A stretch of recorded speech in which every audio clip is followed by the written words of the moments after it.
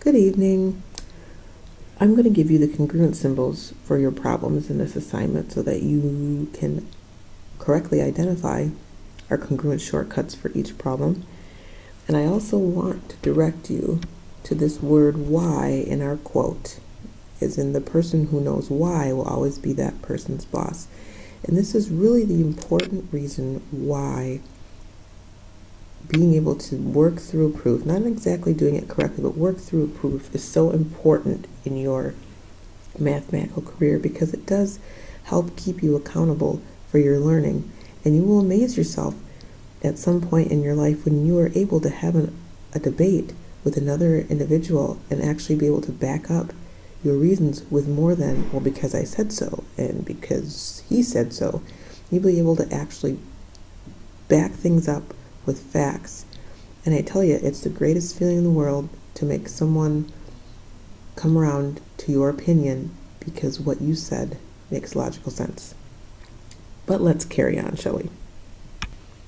So one of our congruence shortcuts that we looked at today was side angle side. And what this told us is that if I have two pairs of congruent sides and one pair of congruent angles, or the angles between the two pairs of sides, then I can skip having to show the other two angles and the third side being congruent and just say that by my side angle side congruence, the two triangles are congruent. A second triangle congruence we looked at was side, side, side. In this triangle congruence, it said that if I have three pairs of congruent sides, that I don't have to worry about finding the angle measures. I can say that these two triangles are congruent to each other by the side, side, side congruence. Now our last investigation was the side, side angle, or as I like to say, the angle, side, side congruence. If I have two pairs of congruent sides and one pair of congruent angles not between the pairs of sides, we discovered that this is not a reason to be able to say that two triangles are congruent. And remember back to the two different triangles that people found in class. Both triangles held the same congruency throughout their segments and their angle, but that third side was able to either have been a short side or a long side based upon that hinge angle, and that's that angle right here. This angle could have swung that way or that way. So this is the page that is missing our congruence markings because we won't be able to say which conjecture. Now conjecture means tell me which three-letter congruence statement allows me to say the two triangles are congruent. A conjecture is just an educated guess.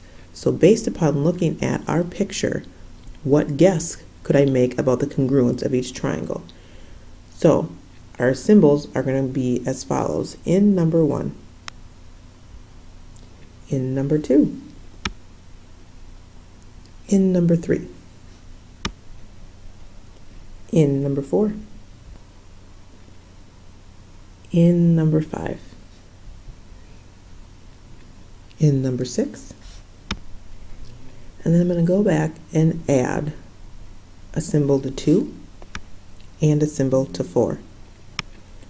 There. So your job is to now decide what congruence statement allows me to say the two triangles are congruent.